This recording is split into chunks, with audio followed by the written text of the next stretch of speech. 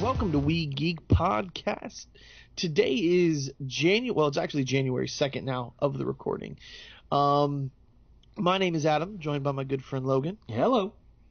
What up? And this is our big Star Wars The Last Jedi episode. So, if you're listening, you want to know our opinions. We've talked about it briefly in some of the episodes, but this is the one where we're going to get into full-on spoiler territory. So, if you are listening to this and you have not seen it, what are you doing? You might have heard some bad things. It doesn't matter. It's still worth seeing in the theater. You should go see it.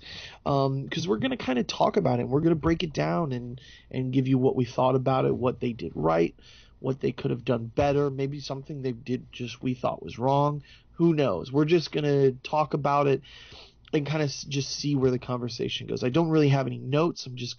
I've seen it a few different times. I'm just going to kind of go off the cuff here and give you just my honest opinion on it. We've had some time to think about it and to really,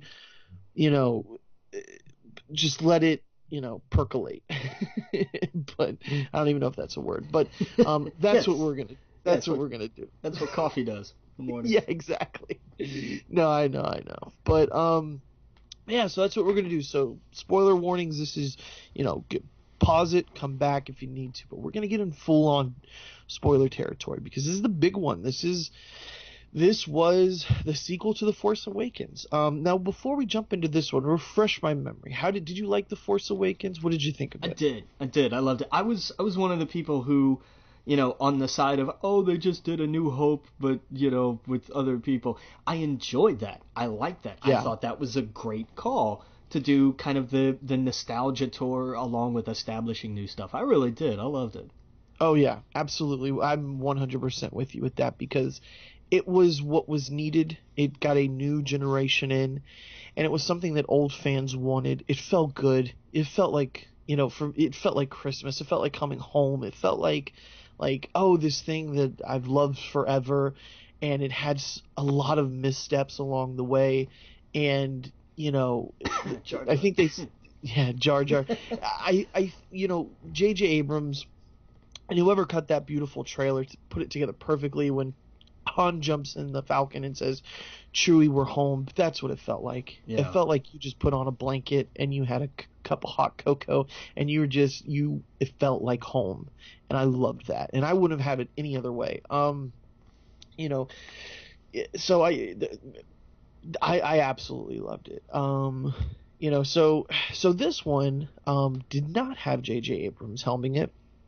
It had Rian Johnson, wrote it and directed it. Yeah, did Looper, he had done Brick, and so the idea of this guy doing a Star Wars movie was an interesting choice, because he had always been kind of outspoken on the idea of he is a writer-director, because when he writes it, he has a vision for it, and that's how he's going to shoot it. And that's, if that's your thing, that's your thing. That's how you get things like Brick and like Looper. And so when he signed on to do Star Wars, I was a little shocked, because I thought you don't have complete creative control here. There's no way. But they found a way to make it work. For all the director shuffling that we've seen with Disney and Marvel and Lucasfilm in the last year even. Yeah. But they found a way to really balance this out and make it work, and damn if they didn't make a hell of a movie. Yeah, no, I agree. It was interesting because we did see that was it Garth Edwards? Yeah, he did Rogue One. Yeah. And he's kind of in the same boat here, right, with Rian Johnson, where he's not as well as an established director. doing a Star Wars project, but it was Rogue One. It wasn't the big part of the trilogy, you know. Right. And well, arguably he had a little more cred to his name. He did Godzilla. That's true. That's true. That's true. Well, I guess I was just comparing it to like a big. Yeah. Well, when did Godzilla come out? Was it 14? 2014. 13, 14, I think. But before that, he had things like Monsters. Yeah. You know what I mean? Yeah. No, it's just a few credits. Yeah. It's definitely the same school of like this was kind of the big, like you're gonna take the leap and there's not a much bigger leap to take than I did one thing that did kind of well. Well, how about Star Wars? Right. You know? Exactly. Massive. And you know, if there's anything you could say about this film, it was his vision, and he executed his vision, I think, perfectly. I think he did exactly what he set out to do.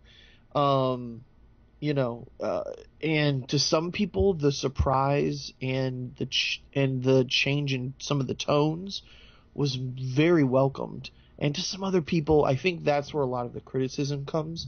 It was not, because we talked about on our last episode, is that a lot of fans have it in their head of how it's supposed to go, and this didn't go the way they thought it would. And we go back to talking about trailers. They say that in the trailer, and I think that was, you know, on purpose. I agree. I definitely think that line was included in the trailer intentionally. Not just in like, oh, it's gonna be surprising and everything, but the idea of, you know, there are 12 billion fan theories out there, and all of them are wrong. Right. Absolutely. And you have to go into these movies subscribing to the idea that you're going to be shown something that is not your idea and not what your theory is, and it's what they are having, and that it might be different from yours. You might have a better idea, or like, hey, this is how it should have happened. But that's you got to temper your expectations with it. Sometimes they nail it. Sometimes they hit it out of the park. But you know, and it's not saying like you can't not like this film. Obviously, if you don't like the film, you don't like the film.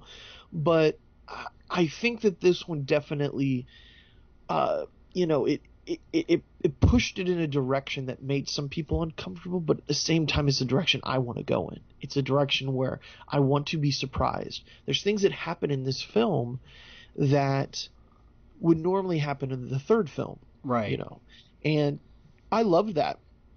The scene alone surprised the hell out of me. I guess we'll talk about it because it's spoilers. Or should we not jump there yet? Well, I mean, you know, we might as well. Yeah. So the scene I'm talking about, and it's in the middle of the film, and it's when Kylo, you know, when Rey jumps and goes to the ship, Kylo is bringing her to Snoke, and you know, I loved this. I loved in the elevator they were together.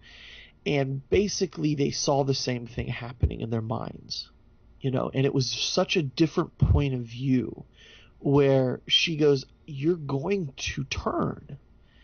And he said, and what he saw was that she was going to be there right by his side. So they both saw the same thing. They both saw that they were going to be side by side with each other, fighting evil. But it was a very different point of view for both of them. You know, I saw this in an article somewhere. I think today I read it. There is the idea of a certain point of view. It's a good book, and not just from the book, but the line, because it comes from the line that Obi-Wan fed to Luke when he was a Force ghost. The whole thing was, so you know what I told you about your father was true from a certain point of view. Right. And I think the idea of that has has been very subtly front and center in the new trilogy. The idea of things aren't quite this cut and dry. There are subtle shades at work here. It's not Jedi and Sith anymore. We're not dealing with the same kind of absolutes, because Kylo and you know, I mean, Supreme Leader Snoke was not a Sith Lord. He was just an evil guy who was powerful with the Force. Kylo the same thing. He's not a Sith Lord. He just uses the Force and is evil. And Right. likewise, I kind of disagree with the idea of Rey as a Jedi per se. Just because if I'm going to say that Kylo isn't a Sith, I can't really say that Rey is a Jedi. Well, And there's it's the same thing with Luke in a way, right? Because I mean, technically, she's gotten more training than Luke. As far as we're currently aware. Right. I mean, she's following kind of the same path. Yoda to him was Luke to her. Right. And so he got training on the Millennium Falcon for what we know is a few hours before he hopped in his X-wing and shot down the Death Star. And then he went, and then that was it of Obi-Wan. And then he went off to Dagobah, and that was it of Yoda for him, for his training. And a lot of his training, I think, was in speaking to Obi-Wan as a ghost, and Obi-Wan continuously training him throughout his lifetime. So Rey, the things she can do now, like I was thinking about it when Finn last saw Rey. He saw her move the lightsaber to her hand. Or no, he didn't even see that. He didn't even see that. He didn't even see that. The last time he saw Rey, she got flung into a tree. Right. She was flung into a tree, and now the first time she sees him, she's lifting all of these boulders up using the Force. Lifting rocks. And lifting rocks. And how insane is that? Yeah. So over the course of not too long, she's now that far ahead, and I'm okay with that. I subscribe to that being okay because those rules were already set in the original trilogy. And to me, that's fine.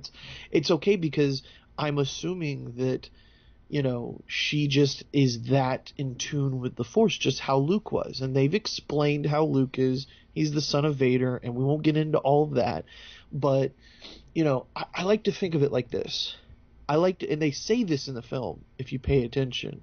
And they talk about the balance of the Force. Mm-hmm. That when Rey first walks in the room, that's one of the first things Snoke says, is that he talks about, I don't have the quotes in front of me, but he talks about how darkness rises and the light meets it. Yeah. And that's what happened. That's what happened with Kylo. When Kylo went to the dark side and he became who he is today, there needed to be that same kind of power on the light side, and that's with Rey. And it's this yin and this yang and this balance of the Force, and that was a big theme in this movie. I mean, you see it in the Jedi Temple with the first Jedi. That I don't know if they pointed out in the movie, but the artwork in the stones. Did you see that in the movie? Kinda. Like, it's not really well. Okay.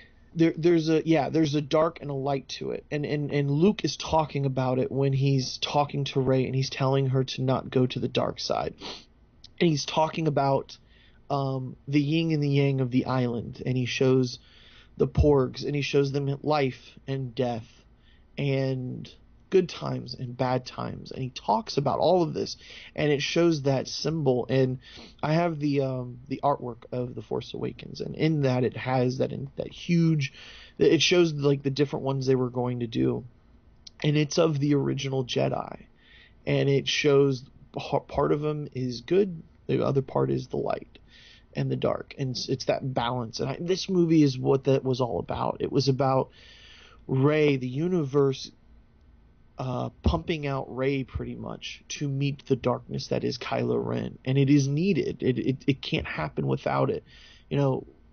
It's kind of like how I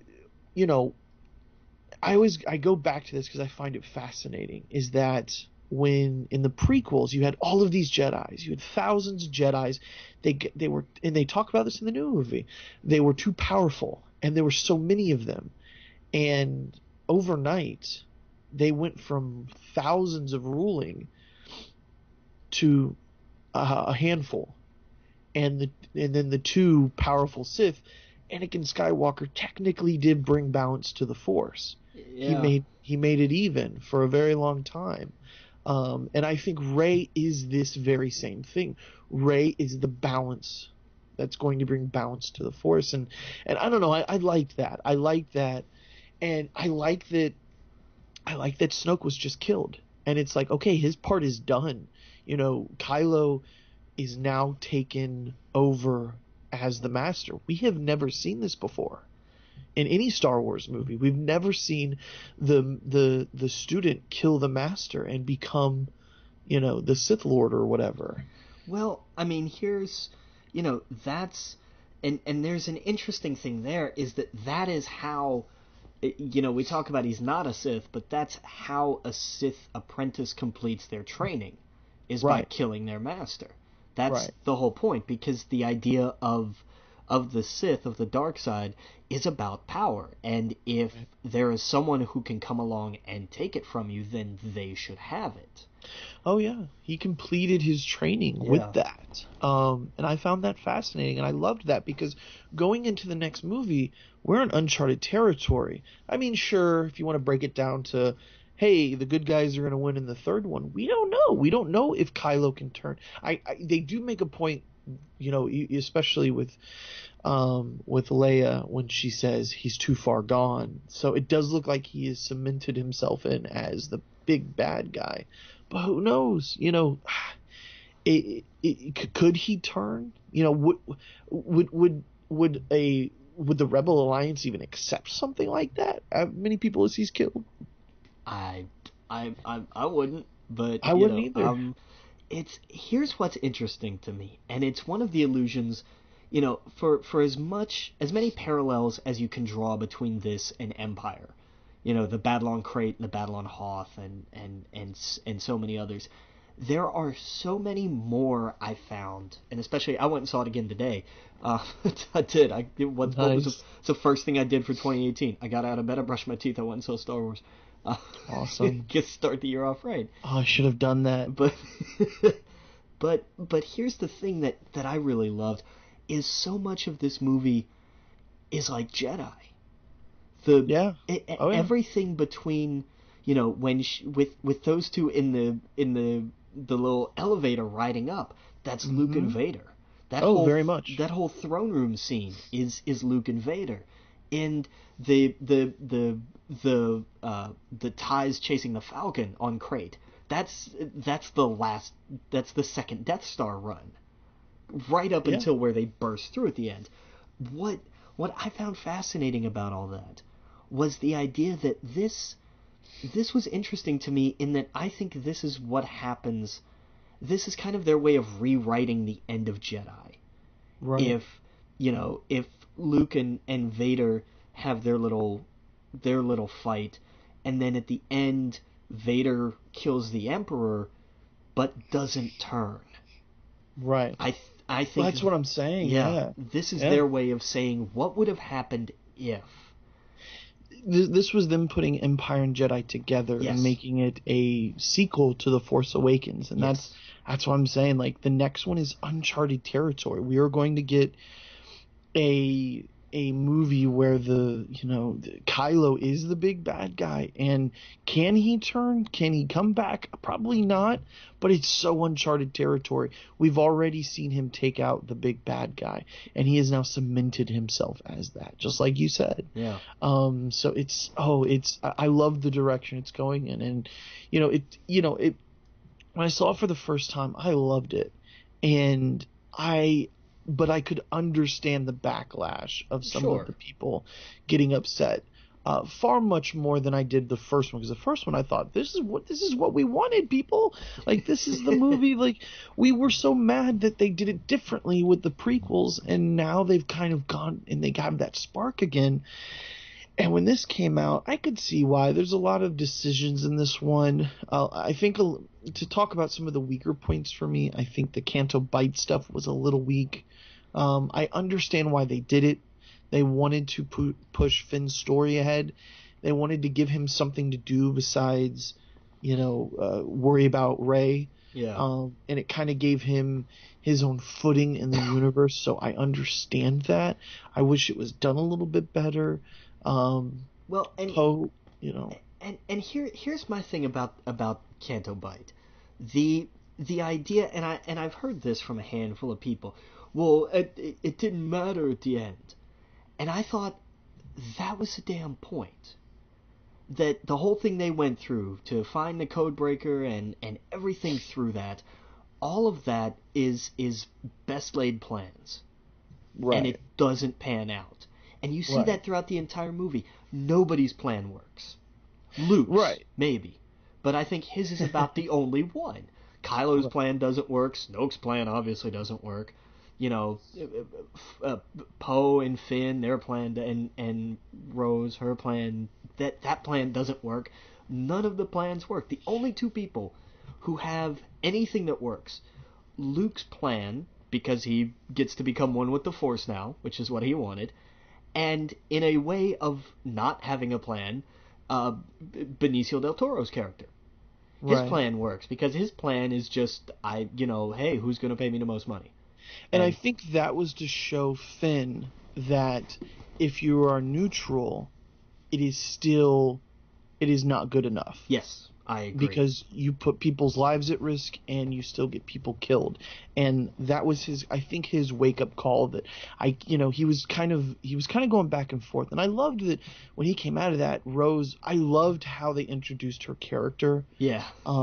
With her sister and all of that. I thought that was so touching. Really, one thing I did not like was a lot of the cheesy lines they gave her. Like, quit being silly. Don't you see the not fighting is going to save us, that love is, or that was not fight. Well, but there's that was like prequel lines. I don't know. I liked it. No. Yeah, you and I are gonna think about it. She's dying, and it's this intense scene, and she's like, "No, silly." Well, love's gonna save the day. I just thought that was too much. Well, but here's the thing. They did it better in Wonder Woman, is what I'll say. They did that stuff so much better in Wonder Woman, and I don't know if it was how she delivered it, or if it was that moment, but it felt better in Wonder Woman. I'll grant you that, but the idea of neither one of these two have any kind of life experience, so I didn't mind her. Kind of her little sort of almost childish look at things. Yeah. I didn't mind that so much because it's also a little refreshing. There was kind of this theme of youth seeing this and how are they going to react, and the idea that if you really want a terrible cheesy theme, the arc of this movie was that I believe the children are our future. Because it's Rey and it's Finn and it's Poe and even Poe being a little older, I think they had to tweak him and they showed his arc. I loved his arc, the idea that he doesn't have it all figured out and that sometimes you can't just jump in an X-wing and blow things up. But the idea that like Kylo said, let your past die, kill it if you have to. I liked that, and I think that part of that is true. Because what did we get by the end of the movie? Okay, we've sent out the signal to all of the old rebel bases and establishments, and nobody's answering. Because these people are tired, and they've seen this before, and they fought this fight before, and now they have to fight it again, and they don't want to do it. But who do we look to? We look to by the last shot of the movie, quite literally, the children. Yeah. No, I agree with you. I agree 100%. I think a lot of this movie, we talked about it before, is a response to the criticism of the first one. And I mean, even in that line, let the past die, kill it if you have to. I think that was a big fuck you to the people who criticized the first one. Like, okay, you don't like that? All right, we're going to destroy the mask. And it's kind of like a fuck you, J.J. Abrams, but I don't think it was meant that way. But it was basically like, all right, we're going to destroy the mask. He's not wearing that Vader mask anymore, and we're going to destroy this, we're going to destroy that, and we are going to kill your heroes, and we are going to push this so it is beyond what is the nostalgia that's keeping you here. That's the vibe I got from a lot of it. Right, and I'm okay with that. Yeah, and how it's not a traditional story. By the end of Jedi, right. Oh, they blew up the gun, the big bad died, the dad was redeemed, and they all lived happily ever after. By the end of this one, the Resistance lost. Right. They lost, and they're on the run. I think it's curious that no one answered them. They saw their plea for help, but no one came. I think that's maybe that's gonna be in a book or something like that. But I think there's something to that. Like, I want to know why. I think that's the idea of, like, the old things are not working. It's not. Right. I think Kylo, in a twisted way, is right. I think there is a kernel of truth to the idea of let the past die. I think his way of going about it is a little extreme. But what I took from that, especially at the end, was that they needed Luke. They needed the legend that he was trying to run away from. And we saw that in the very end of the film, when those kids obviously heard of the legend. News is spread through the galaxy that Luke Skywalker took on the entire, First Order, and that all of these things shot at him and none of them killed him. And that he, and that I love that legend. Yeah. I love that he's this above. I mean, you gotta imagine, you gotta think back to the Return of the Jedi. There was 3 people in that room, and only one person walked out alive, and it was Luke. And that story that spread, in that Ewok village that night, and then onward and on, and then throughout the galaxy when the Emperor fell and how it went down, it must have been this over-the-top story of how he took on the Empire. And so, like, I love that they played with that in this movie, and how he was like, for that moment, I was the legend. And, when he let Kylo down, let's talk about that. What do you think about the scene where Luke slips for just a minute and, he loses his way? It was perfect. It was absolutely note perfect. The only way to do something like that, and you believed it. The idea that, Luke would kill his apprentice. No, he wouldn't. But would Luke be terrified of the darkness to have a moment of weakness? And then to know immediately, like, oh, I screwed up, and not be able to fix it. Yes, I found that whole sequence was absolutely believable. Yeah, it's the classic, if you could kill Hitler, would you do it? Yeah. Knowing that this guy is going to not only kill a planet, and the planet, one of the planets he killed was so super populated, it was like the new capital of the galaxy, but he would kill an entire solar system. That is way beyond Hitler at that point. You know what I mean? That is space Hitler. So, yes, anyone would question it for a minute, would think about it, if they saw that hatred in them and that raw strength and power. And we never really see what Luke sees. We know that he's hearing these things, so we don't know if it's playing through his head, if he can see the future, if it's a little blurry.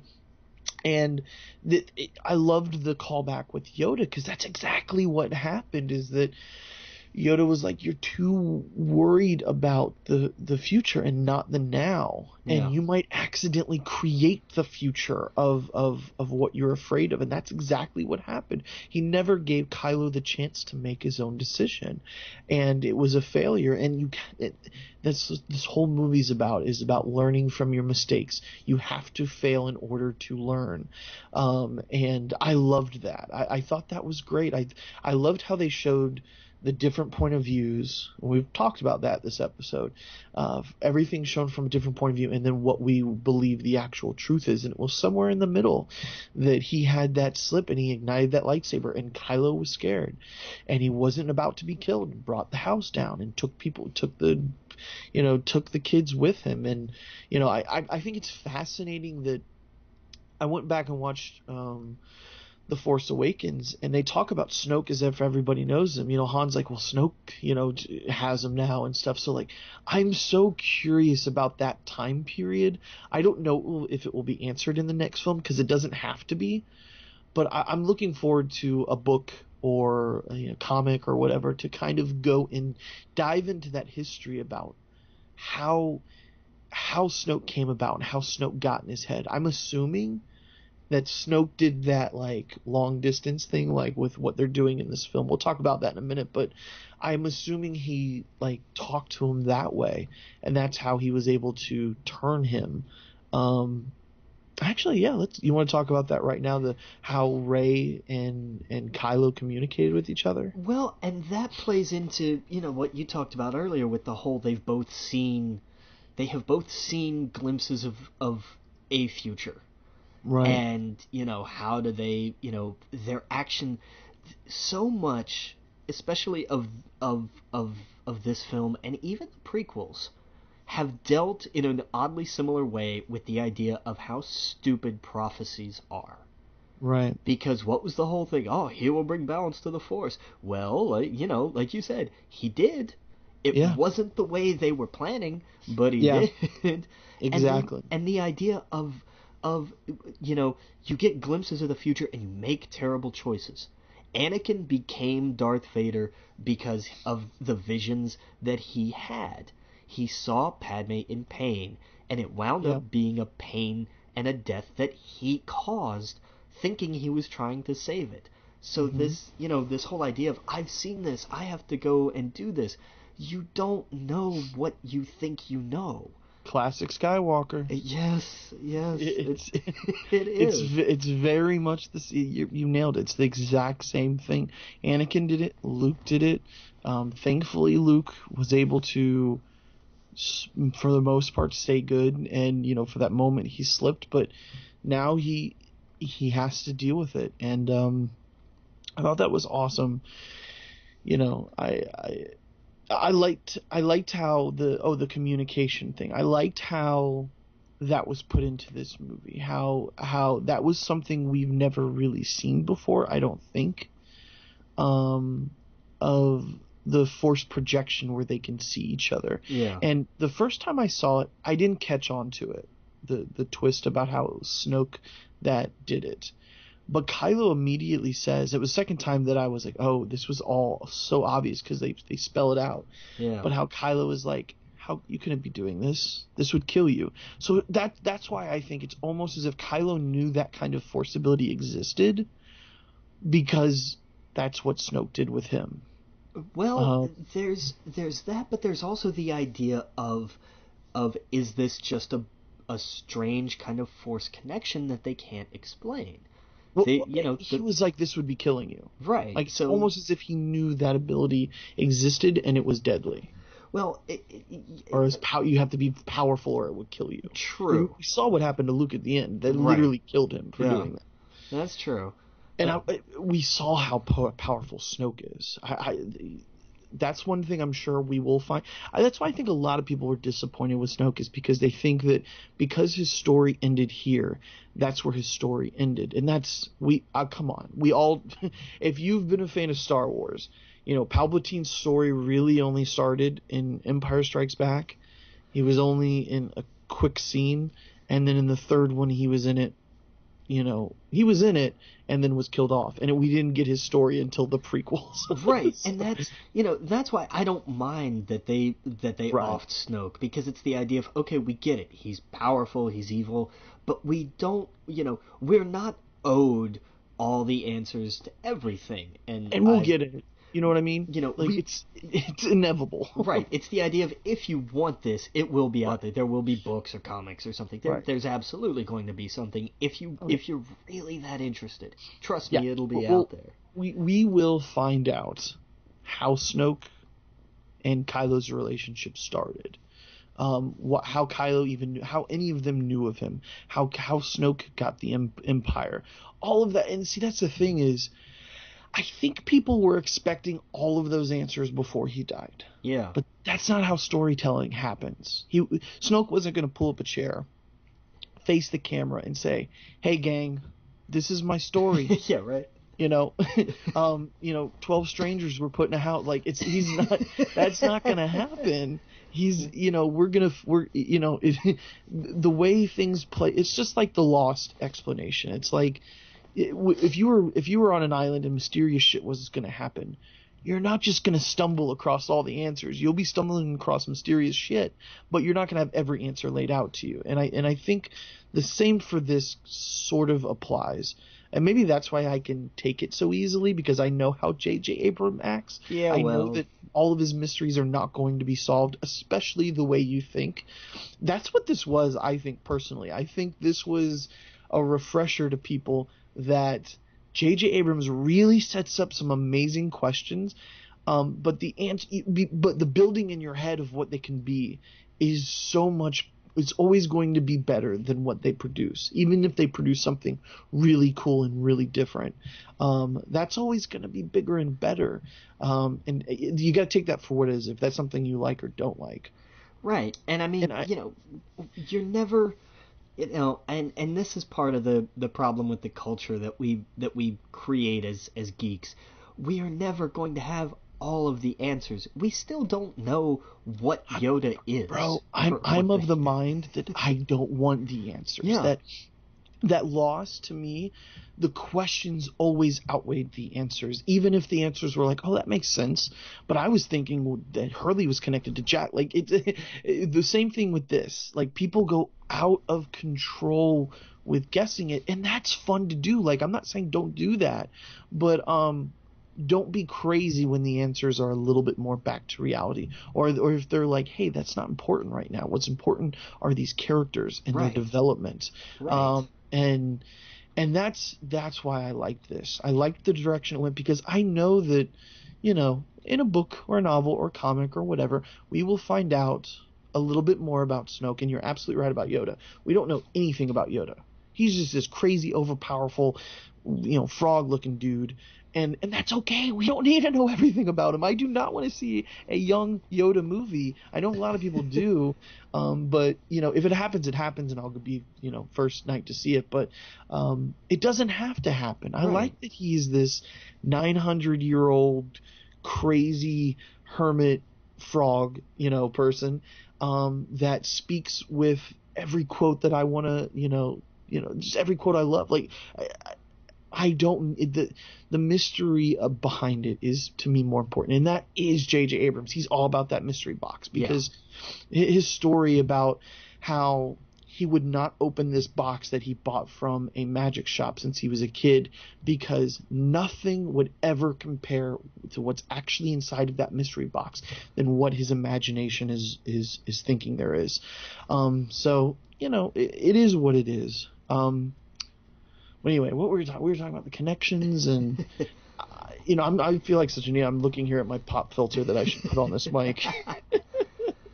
Well, and here's an interesting thing and it's something else that's going to be open to speculation and interpretation forever. The idea of Jedi Leia. Yeah. I think I saw some people were angry about that. I mean, that's a phrase. Some people were angry about everything, but like So let's talk about that scene. Yeah, I have absolutely no problem thinking that sometime in the past, when it was, Leia thinking, well, what if I, what did Luke say? The Force is strong in my family. Well, I'm family. I wonder if I could use the Force, and knowing that that's a tool in her kit. But at the end of the day, coming away going, but you know what? This isn't, like, I'm not a Jedi. Like, this isn't my thing. Well, the books kind of talk about that, is that Leia does have the Force. She is a Skywalker. Yeah. She does not have the training as Luke because she went into politics, and she had a galaxy to, she didn't run it, but she was very much a crucial part of it. And Luke was more of the Jedi. And so, she did have some training from Luke, did train her in the ways of the Force and everything else. But yeah, that's the thing. It's like, when I saw that scene, it broke my heart, because I thought, well, this is how they do it. This is how, I would have been okay if that's how she went out in the movie. But when then they showed her in space, and I was like, oh wait, no, this is she's gonna do something, and then she started wiggling, and I think it was the visual of her floating back that would threw people off, like it's a weird Mary shot. Poppins kind of like Yes. Guardians of the Galaxy type deal. What always throws me off about those scenes is in my head, and I know I'm wrong, but in my head, I'm thinking, you're in outer space, you're going to, like, turn to a popsicle in a second and explode. But I know that's not how science works. But that's how science in Adam's head works. Right. And I can tell that's how a lot of science in other people's heads work. Because they were like, well, no, she can't do that. Sure. That's impossible. Yeah, but then there's something else, too. The Force is not science. Right. So. Right. Oh, but, no, exactly. So, it's one of those things where they are lucky that they can say, well, because of the Force, as an answer to something like that. And I'm, like you said, I'm perfectly fine with it. It makes sense as long as something makes sense within the rules of a universe, I'm okay with it. If she threw up a dragon right then and there and rode it into the ship, that's when I look at my buddy that I went with and got, nah, that's bullshit. This isn't Dragon Ball Z. You know what I mean? But that's the thing. We saw so many things in this film that had to do with the Force that was not in any other film. Right, before. Because, and I mean, here's the thing. I'm okay with that because the Force... I think that's great. Yeah, the Force is the Force. We don't know the Force. That was one thing missing from the Force Awakens. Yeah.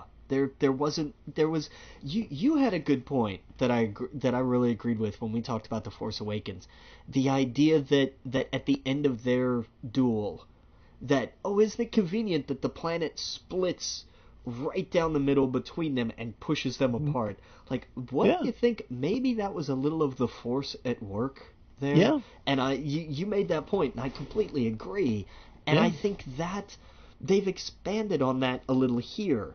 And I think that's part of Kylo's thought process at the beginning of the connections, is because he even says, why is the Force connecting us like this? Right. And I don't think he means that in the sense of, like if two people are tied together, why is it the Force that we're connected with? He's talking like it's an actual sentient thing. Like it's why is the Force actively doing this to us? Mm-hmm. And I think that speaks volumes to all of the things that we don't know. And it's everything in this movie about balance, about life, about death, about sadness and happiness, and how it is all needed. And at that point in time, it was one or the other. It was not time for their death. There needed to be more, and there needed to be the showdown with Luke and Kylo. There needed to be Snoke's end. That all needed to happen. And there's your other balance. Snoke dies, Luke dies. Like it is time.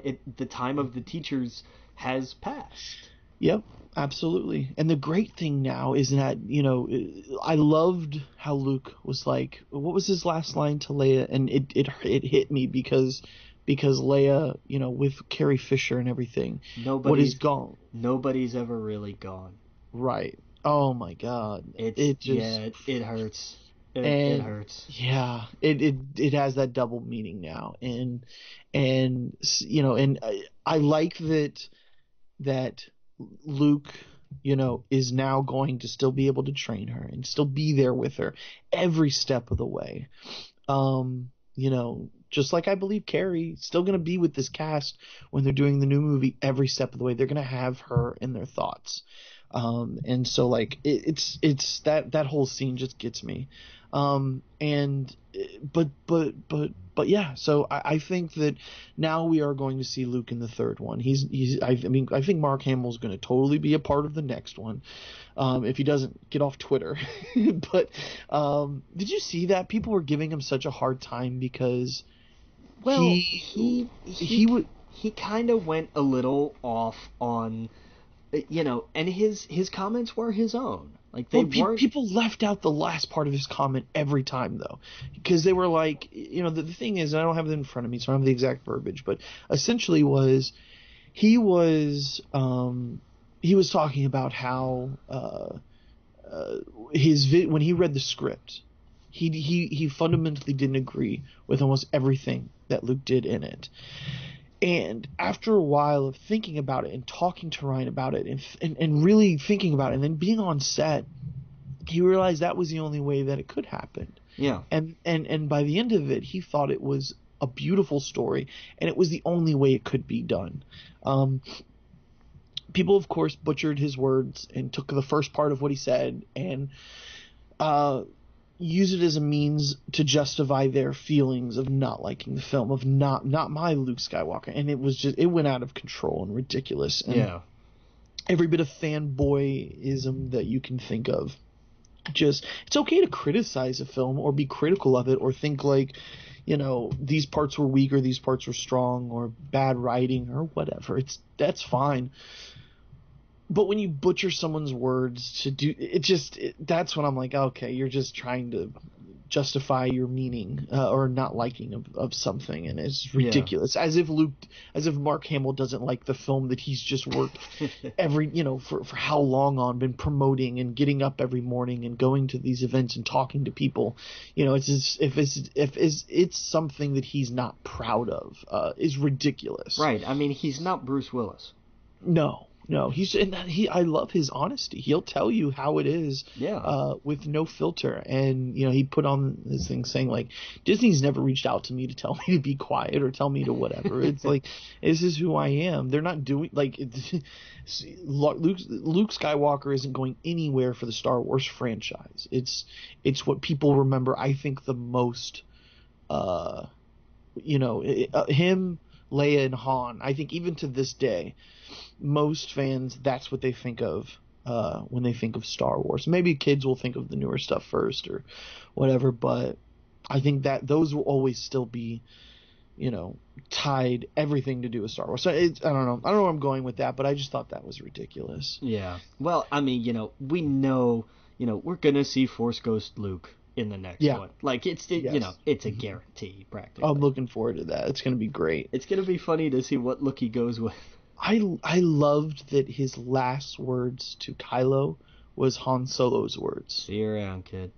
That was beautiful. Yeah. And in the scene with the two sunsets, it was, when I first saw it, I didn't know what to think.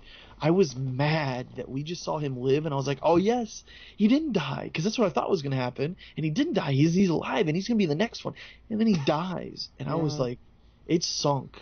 Like, it was like, oh shit, he's dead. But after thinking about it, I was like, that's the only way it could have went. Because it would have been really silly, him like getting up and coughing and been like, all right, let's on for the next one. Right. But it makes sense. He went out the way he wanted to go. He went out peacefully. And I just realized something. I've seen Star Wars a million times. I went back and watched the Vader and Obi-Wan scene. And I saw something I've never seen before. I always thought Vader hit Obi-Wan Kenobi, and like sliced through him, and then Obi-Wan Kenobi dies. And when I watch it again, I realize that he goes to swing and Obi-Wan disappears. He drops the second the lightsaber touches the cloak. I don't feel that he even touches the cloak. Barely. Yeah, maybe, but I had a different feeling watching it, and I thought, oh my God, Luke has gone out the same way Obi-Wan Kenobi did, the same way Yoda did. Yeah. Just disappearing. Because he touches the side of but nothing goes, like he doesn't slice him in half and he falls over or anything. He just disappears, and I thought that was so cool the way he went out, and just such a there were so many stills from this movie that I would love someone to paint. Yeah. The scene with Luke being blasted by all of those bolts, and it's just red everywhere. Yeah. And that like a painting of that with all of those walkers. The scene with that we were just talking about, him looking at the sunset, or like the scene where him laying on the ground with Yoda and the tree burning. That's the one I want. Just the two of them sitting there watching the big sacred Jedi tree burn. That was a hell of a shot. Like, Did you catch that Rey had the books Yeah. on the Falcon? Okay, yeah. Yeah. Well, because I there's a blink, and because you can see him twice. right. The first time is the definition of blink, and you'll miss it because it's as she's getting ready to get into the pod and everything, and she slams that drawer shut. And of Yeah. course, the second time it's way more obvious. Right. Um, But one of my favorite scenes is when Luke goes in the ship and he asks R2, or he talks to R2 about what he should do and stuff like that. And R2 just shoots the Princess Leia saying, "You're my only hope." Yeah. Oh man, and that was one of the most human things that happened in that whole movie. It was low, it was cheap, it was dirty, and it was absolutely the right thing to do. Yeah, and he calls him out on it too. I thought Yeah. that was so good. I thought that was perfect. Yeah. Oh, did you? I think one of Carrie Fisher's only she wrote a line in the film. One of Can you them. guess? One of them was when she and Laura Dern were both trying to say "May the Force be with you," and she goes, "You say it. I've said it enough." Oh, okay. So I guess it was more than one. There were a couple. Yeah. Oh, okay. I saw one where one of her lines she wrote was, "I changed my hair." I changed my hair. Yeah. I thought that was so fitting. Yeah. Yeah. But yeah, those little moments like that was just so good. The dice is something I've never noticed before, but I guess looking back, I've looked at some of the articles and they said that it was in the original movie. I just never noticed it. Yeah, well, because it was just one of those things. Like it's and here's something like they're not important at the moment in terms of like, oh, what's the myth behind those dice? We're gonna find out in the Solo film. But before this came out, if someone said Han Solo had golden dice hanging from the Millennium Falcon, if someone would have told me that, I would have said, no, he doesn't. Like, I don't ever remember seeing that. Yeah. It would have blown my mind. And then I see some of the stills. It's there. I guess it was in the last one, but only like the variety or what, Vanity Fair or something like that. Yeah, it was in the promo art for Force Awakens, like a promo shot. You know that's going to be in the Han Solo movie. That's going to be the point. The idea, I think, is that those are the dice he used to win the Falcon. Yeah, that makes sense. I think that's the idea behind that, and I like that touch. I think it's a great touch, and it adds that little bit of backstory, and that's the kind of thing I like, where it's not something you've been hammered in the face with, and you're like, oh my god, what is that? Right. But, when you see them just as they are now, it's just, oh, he had dice hanging up there. Well, they were something of Han's. Han was we know he was a gambler. He was a scoundrel, so of course he's got gold dice hanging from somewhere in the Falcon. It makes sense. Oh yeah. You know what I would have loved, and I know this would have removed DJ's character. But I would have loved it if the guy with the flower on his shirt that Maz sent them to was Lando. That would have been such a cool surprise. And like, oh shit, they just sent him to go, the only guy in the galaxy she knows that could get through a code or something like that. It would have been such a cool surprise if you saw Lando there with that badge on. Yeah, but I mean... I would have loved that. Yeah, but that's not him, though. Lando's not a tech guy. God, I would have loved that so much. Yeah, but he's a swindler. He's a thief. He's a charmer, but he's not a thief. Yeah, but he's not a code breaker. I know they would have had to written it just a little bit differently. He's a con. He's old school. I know, but I'm just saying that I would have loved if that would have been something that, if that's how they wrapped him into the story, is if they were like, you need to go find this guy, he's the only one that can do this, they'd have to have changed the writing a little bit for what they were getting him for. But I would have, because that's the one thing I'm missing now is Lando. I want to see them, and that would have been such a cool story with Rose, Finn, and Lando on Canto Bight. I think it would have made those scenes just like, okay, I can deal with the prequelness of these creatures and everything else, but to have Lando there would have made it all just so much more worth it. I have a feeling that Lando's been banned from Canto Bight. Yeah, that's true. That's I true. like the idea of him in the next one, though. I like the idea of, like, oh, we need, who do we go to talk to? Who do we know who's resourceful? Who can we trust to be a little Yeah. under the table but a decent guy? I like the idea of him having some part in the next one, because Yeah. I think it's more appropriate that way. Yeah, definitely. Yeah. But I think that's what made that. I don't know. When I was watching the Canto Bite scene, I think that's why, to me, that was the weakest part of the film. I kind of touched on it just a moment ago, because that moment felt the most like the prequels. That's I fair. would, Yeah. but I would have, and it was just because it's because The Force Awakens did such a great job using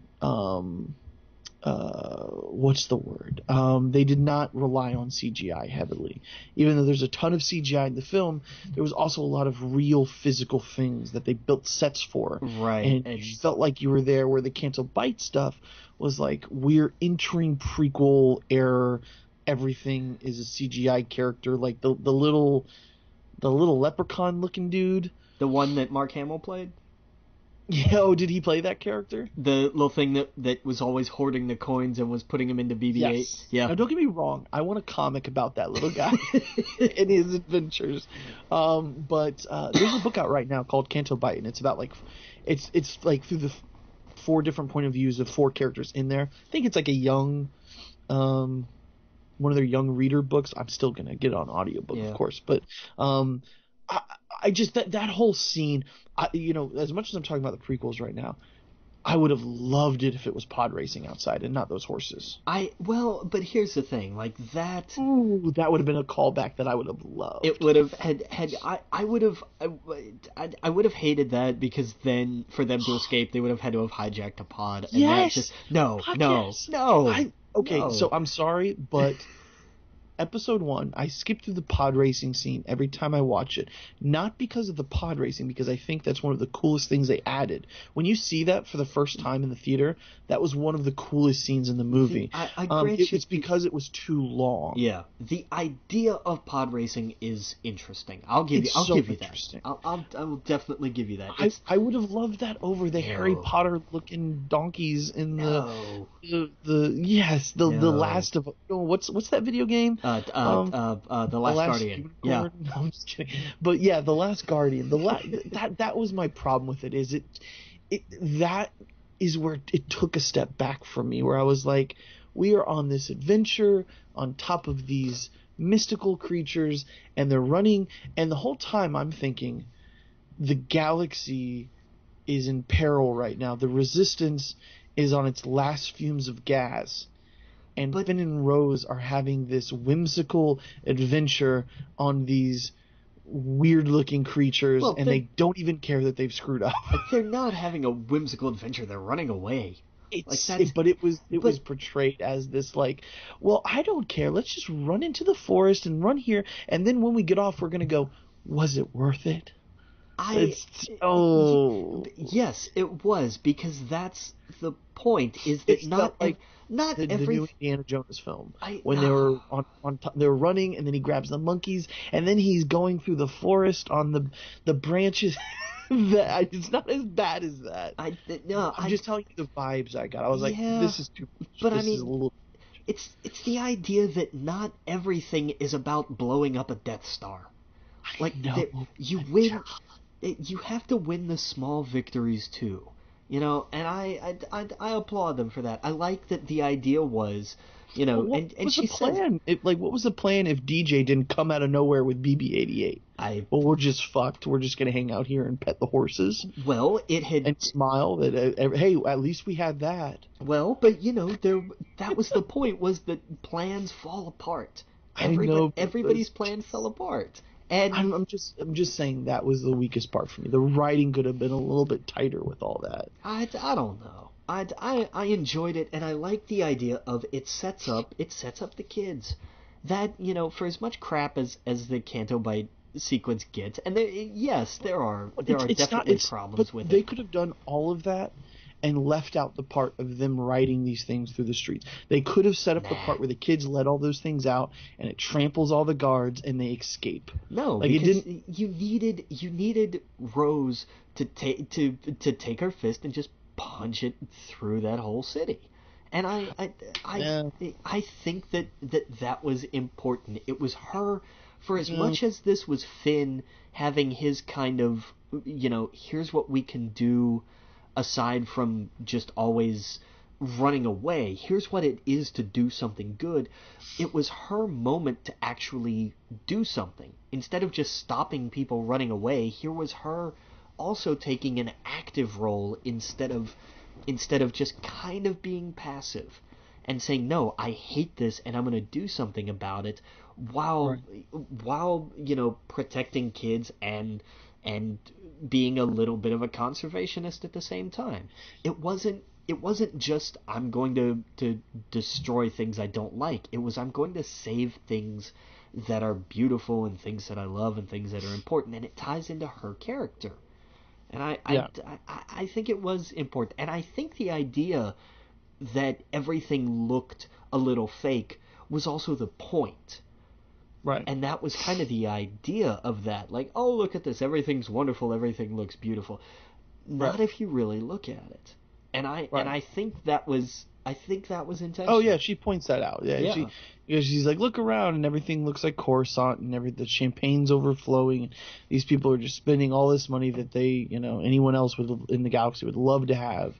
I love that. Were those credits? Did you think some of the? Because this is our first time seeing what credits actually look like, or was that you think just casino chips? That's an interesting point. I think the idea of, I don't know. I think the idea of credits is sort of a fluid, like bank transfer kind of currency. Well, I don't know that because Han Solo stacks them up when he's leaving in Star Wars, and so was what's his face DJ was stacking them up, and he was moving out with them when he was leaving that big ship. That's true. That there's could be some physical aspect to the credits. So I don't know. I was just curious about that. Yeah. But no, it's true. It's an interesting thought. And again, I agree with everything you're saying about Cancel Bite. I understand the reason they did that, and it makes sense. I guess I was just thinking that was where the film did lose me a little bit, where I'm like, I was a little bit rolling my eyes with the whimsicalness. But at the same time, this movie is not just geared for us. It is also geared for children as well. It's geared for older people. It's geared for people our age, and it's geared for younger people. So those scenes have to happen. You know what I mean? So I totally understand. I totally get it. Yeah, and it wasn't an overly long sequence. Had it gone on a whole lot, had it gone on actually much longer at all, I would have thought it would have been too long. Yeah. But I think it came in just under the wire for me. And I guess I just don't like DJ's character that much. I get what the point of him is. Yeah. But I'm just at the point where I don't really like Del Toro in these movies. I loved his character because it was kind of a true neutral. It was just, I'm in it for me. And it was it was a pure representation of that. It wasn't, because we saw the cowardly side of it with Finn. I'm in it for me, so I'm going to get the hell out of here. I guess what I mean is I'm walking away and I don't care about his character. I don't I don't care if there's a book about him. I'll read it probably or whatever, but that's what I mean. Like, he was a character that I'm like, whatever. I'm okay with that. I think the idea, I think what he does and what he says and leaves behind is more important than who he was. Right. The idea, you talked about it earlier with Finn, the idea of here's what happens when you do nothing. Right. And I think that's more important. And he was just... You think we'll see him again? I don't think so. I don't. No? Nah, I doubt it. I don't think he's just... And I've always wondered that because these are films. And obviously in the real world, which this is not set in, but in reality, if you were on some adventure like this, what would be the odds of you running into someone like that ever again? Probably slim to none, right? Well, but that depends on the circles you run in too. But but he's nowhere near any of these circles. Exactly. And that's why I think we never see him again. Yeah, that would be an interesting choice to introduce that kind of character and no mention, no seeing of him. But then again, it wouldn't make sense. It wouldn't make sense to see someone like that again. But if Exactly. we do run into him again, I think it'd be interesting to see where he's at. There's a character in the Clone Wars. I forget Hondo. his name. You're Hondo. thinking of Yes. Hondo. I was just gonna talk about him. It's They could have totally replaced him with Hondo, and I would have loved that. Well, but I mean, here's the thing though. Hondo is a guy. Hondo's kind of a good-hearted pirate. Like he's Oh, I out would for love he, that. yeah, he's out for himself, but he still kind of wants to do the right thing. But I think that's How the how wrong kind freaked of. out would you be I if would he have was been just in the Canto Bite scene? I would have been crazy freaked out. Oh But my I god. I think that wasn't. I think that DJ was the character they needed I right there. know, It's but Hondo. I know, but Did you know that what's her face, the purple haired lady? What's her name again? Laura Dern, Holdo, Vice Admiral Holdo. I Holdo. always want to say Holdor, but she was in the Leia comic. Was she? Okay, I knew there Yeah. was a connection somewhere. There had to be. Yeah, Like, she was in the Leia comic. That's where Okay. she was first introduced, which is awesome. nice. So they're not out of these characters aren't out of the realm of possibility. I mean, what's his face from Rogue One was from Clone Wars. So, if they would have done a Hondo, like just if he was just there, like they bumped into him or something like that, oh, people would have lost it. Half the people would not know what, and the other one would be screaming. They'd be like, "Why are they screaming?" One scene, it just hit me that I'm so glad it was in the movie because it was one of the best things for it was the scene where she sacrifices herself Yeah. and jumps through light speed through all of the cruisers and whatnot, and when it's silent for like 10 seconds. I loved it, but God, every theater I was in, there was always some idiot. What happened to the sound? Oh no, you kidding me? Every time. Every Oh, time. never happened. I hear Oh, people so go, lucky. or holy shit. Like, I I heard someone just- say holy shit. But there was every time was always some idiot who thought that something broke. Like, Oh, that's a stupid. ship, there has to be an explosion. Like, where is this at? Every damn time. Yeah, I saw time. that like AMC had to put up.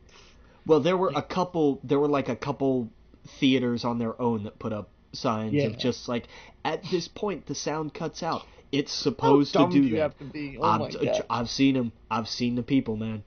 Trust me. I've been in the theater, like as I'm watching the film, and the sound cuts, and hearing people go, "What happened to the sound?"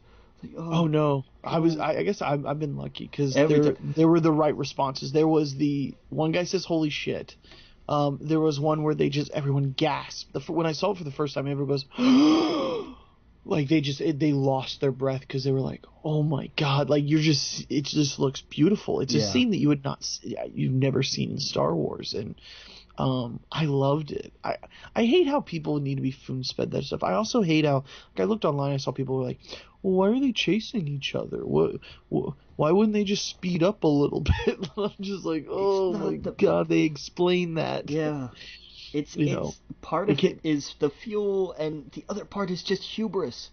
That's the biggest problem with the First Order is their hubris. They think we are invincible, we are untouchable, and then by the end of it, technically, sure, they won in a way, but they didn't crush the resistance. Right. It was why can't the bigger ship catch up with the smaller ship? And it was like Because they are not that fast Right. at that speed. And It's if they jumped through light speed, it would have put them way out in advance from them. So right. it's It doesn't. Yeah. and they're not going to kill themselves to do it. A ship full of all those people.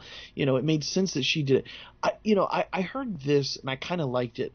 I kind of would have liked the idea of it would have been Admiral Akbar that did that, and that would have been his send off.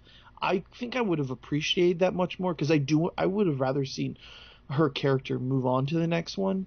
I don't think it was a necessary sacrifice. I would have loved to see her character move on. I get why they did it, Yeah. but I would have loved it if it was Akbar in that scene that was just like he was the one that sets a trap. Like that would have been fucking beautiful.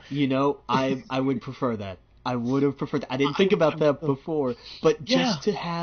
just to have him swing that thing around and have anybody else, it could have been, let somebody on the First Order ship, on Snoke's ship, looking at that, It's a trap. and as soon as they see he's starting to jump to light speed, have somebody go, "Oh my God, it's a trap." Yep. Oh, Just drop that in. beautiful. I would have lost it. I would have absolutely lost it. Yeah, that's how I would have changed it. Is I would have had, and that would have been such a beautiful send off to a character that's been beloved for years for that little line that he says in Return of the Jedi. Yeah. It would have been awesome, but it's not our movie, and that's the thing is that's why we can kind of look at things and go, this is how I would do it if somehow I was in the seat. But the reality of the situation is we would probably make a very shitty Star Wars movie if we were just dropped all of that money. So it's always easy to play, what's the Monday night quarterback? What's that? Monday morning quarterback. Yeah. Monday morning quarterback. Yeah, because now there's Monday Night Football. But yeah, exactly. Monday morning quarterback, where it's like, well, this would have been a better play. So just little nitpicks here and there. There's little things that I would have changed. But overall, looking back, I've seen it a few times. I want to see it again. It's still in the Dolby Theater and AMC, so I want to do that. That'll probably be the last time I see it in the theater. Because I need to go see Jumanji. I need to go see all this other stuff. But I liked it. I like where it puts us in the universe. I wish there were more novels out right now and more books and comics to obsess over, because I'm reading the Star Wars comic. I'm reading the Dr. Alpha and all of that. There's nothing really that ties into The Last Jedi, and there's no adult book out to tie into it right now. And that's what's kind of bothering me, because when The Last Jedi came out, there was like, here's all these books we're planning. The only adult novel that has been announced is Thrawn, and that's like in August, I think. Right, and it's him and Vader. So I mean, it's him and Vader, right? We're in the last era, and then some a little bit. Right, and I've been poring over and I can't stress this enough. If you loved this movie and you love behind the scenes stuff, Amazon has for $20 the art of The Force Awakens, and they dive into kind of like the last part of the Last Jedi, I meant. So they dive into the last part of The Force Awakens, and then they go over all the concept art for this movie. And there's so much stuff that hit the cutting room floor that's just beautiful, and just different ideas of what they wanted Luke to be and everything else. It was really well made, but there's nothing else. Like, I'm going to get the Canto Bight one just because, hey, that's an interesting story. I'm not finished with we mentioned it a million times, from a different point of view. Yeah, from a certain point of view. From a certain point of view. There was one I found super interesting in it, and it was from the point of view of one of the why did my mind just go blank? The Jawas on the in the Star Wars, the ones who get R2D2 and 3PO. C3PO. Jesus, it's late. The Jawas that get him. You see from the point of view of one of those creatures, how they live inside of that thing, and like he lived like in a little tiny compartment of it, and or maybe it was a she, but they were cleaning R2D2, and this thing shows his memory, and it shows these scenes of a far off planet and 1,000 people fighting with laser swords and all of these adventures, and it's kind of going through like the greatest hits of Star Wars. And this little creature is seeing all of this play out in front of him, and this universe that's outside of this desert planet they lived on their entire life. And they clean it up and they put it back in, and he goes about his business, and he's like, I'm gonna get off this thing, and he takes off that night or whatever. And so like he obviously survives, because the next day they get attacked and killed. Yeah. So this little Jawa is now off, and he's like, he has enough credits to go to the spaceport and find the closest thing out of there. So I don't know, little stories like that I find are so cool, because it's like, here's this character that, what if one of them did find something like that? And I loved that every chapter in this book is a different author, and it's all voice acted and everything else. So, and they're all Nice. different voices, and like John Hamm apparently has a story in here where he's Boba Fett. Okay, I'm sold. Yeah, so he voice acts Boba Fett, and this is all from a different point of view from the original movie. They're apparently going to do more like this from all the films. And Sure, because you have side characters that you're not going to see, that you're going to want to go, oh, I'm curious about, or that maybe you're never going to think of. I never would have thought of a story from a Jawa's perspective. That's interesting. Apparently there's an Ahsoka chapter in this. Say what now? Yeah. So, I'm only a few into it, so I don't know for sure. I believe I read that online, is that she has one of them as well. Maybe she doesn't. I can't, I guess I could look it up, but that's what I hear. So that's why I find it so interesting. Because there's just a new person, a new creature. There's one from what do they call them? The Sand People? Yeah. The next one from one of them is from the point of view of one of the female ones. And so it's just, it's all these crazy points of views that you just never think of.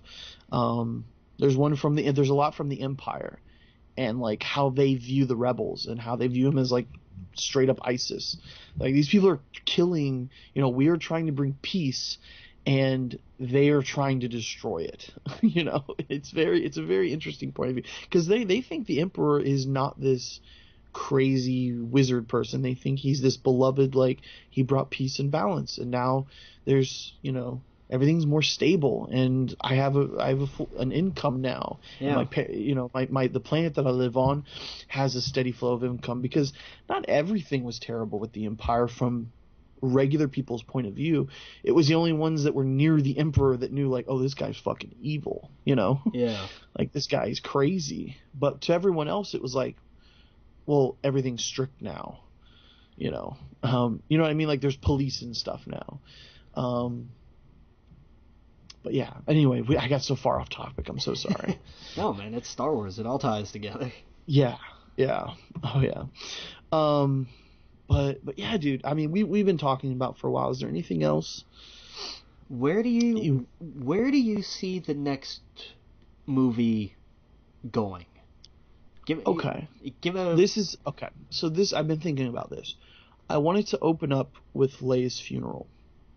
I want it to be years down the road. I want it to, because this one started immediately afterwards. I want it to be years down the road. I want it to be, because obviously we can't have Leia in this. And I think the perfect send-off would be to open up with her dying naturally, and them having a funeral for her and saying some nice things. Finn and Rose, I'd love to see them way more as a couple. Maybe they have a kid, I'd like to see Kylo Ren with a child as well. I think that would be interesting. Because it would kind of seal it off like the way the prequels did, where maybe Rey's goal is to remove the child from Kylo, or whoever he's raising as, students. I'd like to see her having students. I love to see her more of a master. Do what Luke tried to do, and to carry on what he's doing. I'd like it to jump a little ways. So I like to see it where the Rebel Alliance is now building like they were in the original movies, and that they now have some help from a lot of the galaxy. But they're still kind of timid, but they still have help. I'd like to see where that moment that we saw with Luke Skywalker was a crucial point where the galaxy looked at it and said, there's hope. And that's when they started now answering the call. So this gives them time to become a rebel alliance, really. And not just the resistance, but more of like a stronger and this would give them time for the First Order to become bigger and broader, and maybe, I don't know, maybe Thrawn is in this one, maybe, I don't know. I want Kylo to be, of course, the big bad guy, but I want it to be years down the road, so that, you know, and I'd like to see it where, you know, Kylo dies, Rey takes the child, raise him, maybe calls him Luke Skywalker because after his uncle, you know what I mean? Something like that. Where she brings balance to the Force, and that the Skywalker bloodline doesn't die with some monster, but there's a little bit of hope. And that she raises him, and she maybe has her own kids with Poe. Who knows? I don't know. That's how I would like to see it. And I'd like there to finally someone go Poe's, because I think Poe's, he has the Force with him. That's why he's such a good pilot. They've teased this throughout the whole thing. Like, if you read the comics, he was raised next to that tree. There was 2 trees given. There was one given to Luke. There was one given to Poe's parents. And it's heavily in the Force. And Poe was raised literally living right next door to it. So they've explained that's why he's very good at flying. Interesting. So, yeah, I'd like them to... Oh, wait, did you see that in the comic? I didn't, no. It was like the journey to The Force Awakens, and it talks about Poe's parents he got those trees, and so did Luke Skywalker, as a gift.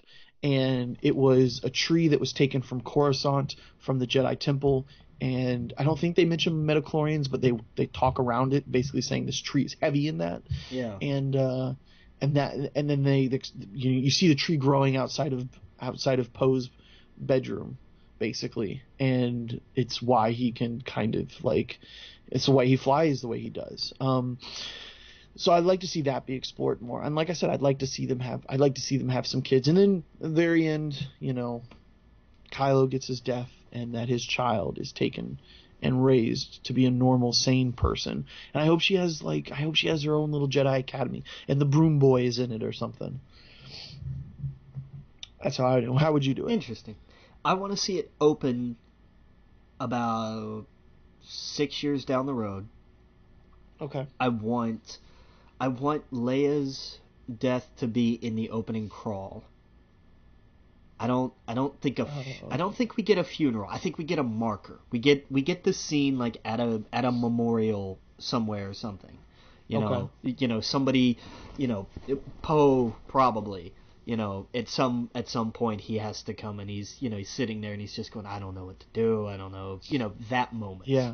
We get that. That I would like to see. I want it to open with the Broom Kid. I want it to open with him in some, little piece of junk starfighter that he stole from somewhere, fleeing the First Order, and somehow gets picked up by the new rebellion. Mm-hmm. And he becomes the introduction to, and they don't say that's who it is. They don't say it at first, but he's running from the First Order, and he gets, he winds up running into a rebel squadron somewhere. Maybe it's Poe flying, maybe it's Finn. I would like it to be Rose. I think that would be a nice touch, that she's flying in this squadron. Yeah. And they, this kid's just saying, I'm an escaped slave or whatever, blah blah blah. And then, when they land, he recognizes her right off. She doesn't quite recognize him until he shows her the ring. And then we get, cool. Oh, okay, so then why, okay, I get why you're here. Yes, and where is the student of Skywalker? They've heard the story, oh yeah, there's Luke, blah, blah, blah.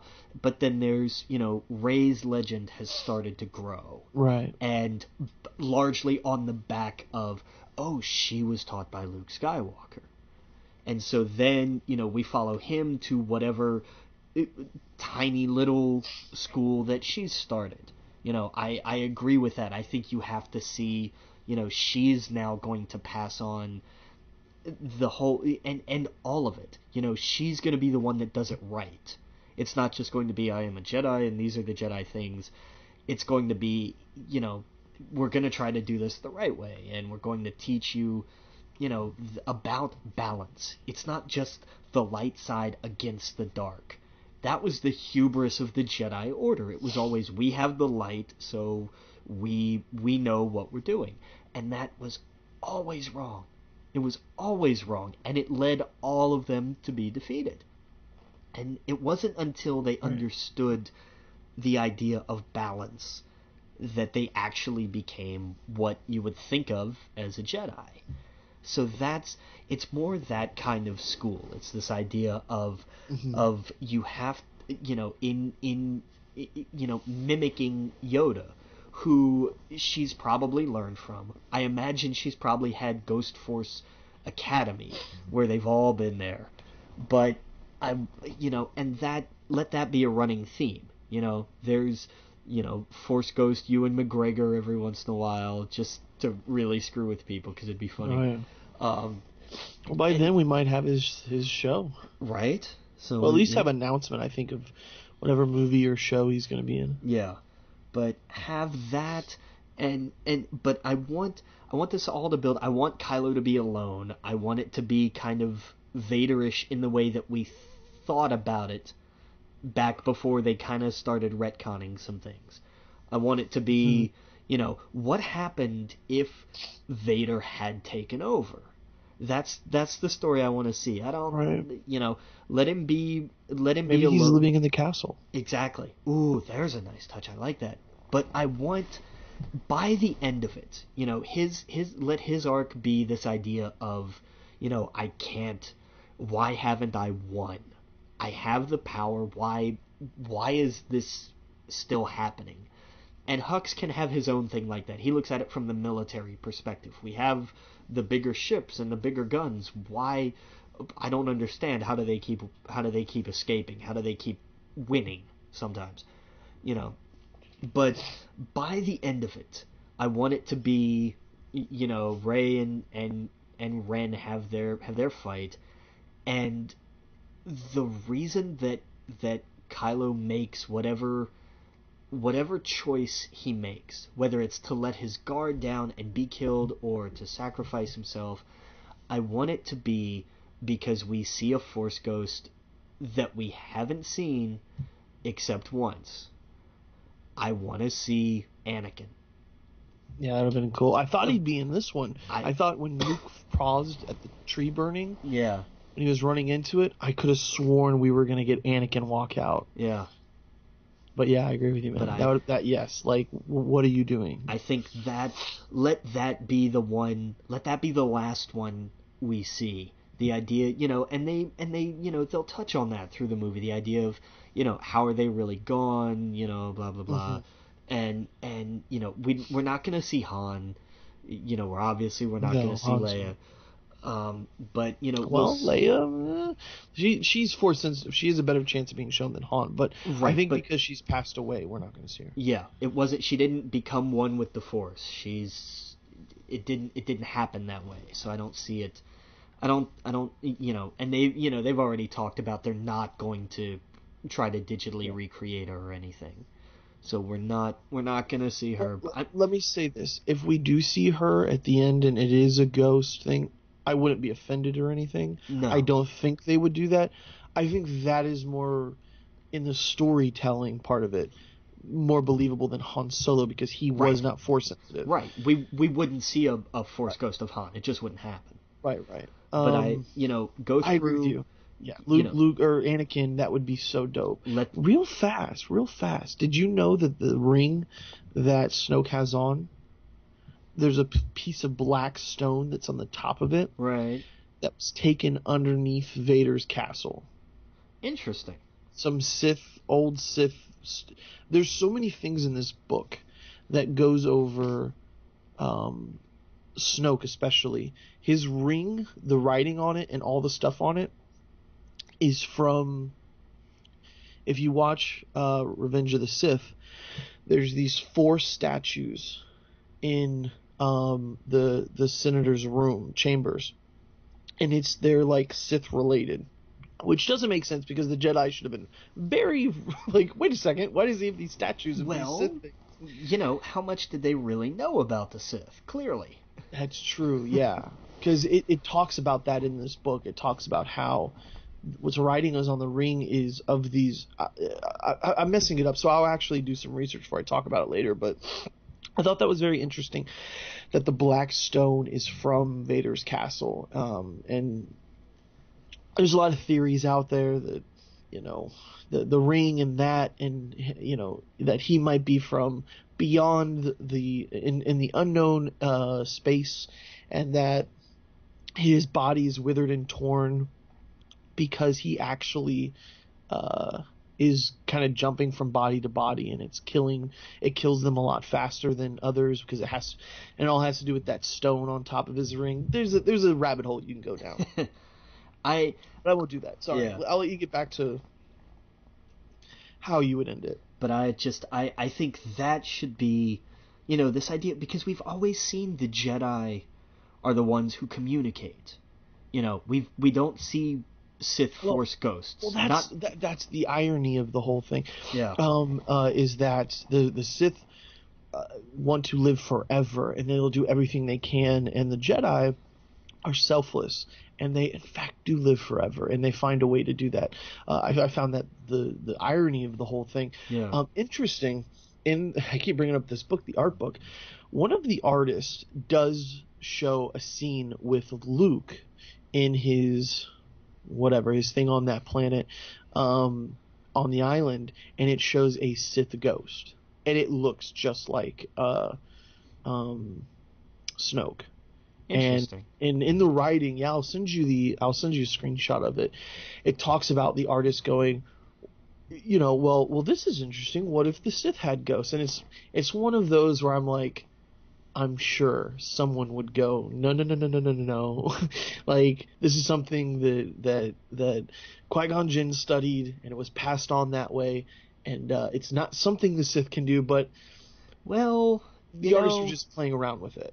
There's ways around it if they really wanted to do it, but I think that would really piss a lot of fans off, because it's stated in canon that this is something that only Jedi can do. Well, yes, but there is a bit of an open door there, because Qui-Gon was a gray Jedi. Qui-Gon was not entirely averse to the idea of acting outside of the Jedi code. Well, to be fair, Snoke's also not a Sith either. He's something different. Exactly, and there's a good point to be made. I think that's the door out they could use. Yeah. Well, and there's also the idea. I mean, I know none of the expanded universe is canon anymore until they say it is, but there were Sith Force ghosts in the EU. They had plenty of them. Frida Nad was one of the. I didn't know that. Yeah, that. Oh, the entirety of the Great Hyperspace War was predicated on an ancient, a couple of Jedi found an ancient Sith artifact that held the soul or the essence and kind of the Force ghost of an old Sith who tweaked and twisted and warped one of these Jedi and turned him, and all hell broke loose. So there is precedent in the EU for this, which, again, not canon, but you can. It has been done, and I like the idea of making it a twisted version of it, though. The idea of, like, the Jedi, you see the Jedi how, oh look, they're whole, they're hale, they're healthy. We see. The idea of we saw Yoda and he looked like Yoda because he always looked like Yoda. But I like the idea of, if you see a Sith ghost, it's somehow corrupted, it's twisted. Something's very wrong physically with it. I like the idea of that. If you're going to go that way, the idea of, well, they've done it because they've warped the power that it takes to do this, so they themselves are also, in appearance and in personality, even more warped. I like the idea of that. Yeah, no, that's interesting, for sure. Man, yeah, God, I need to dive into some of these old books.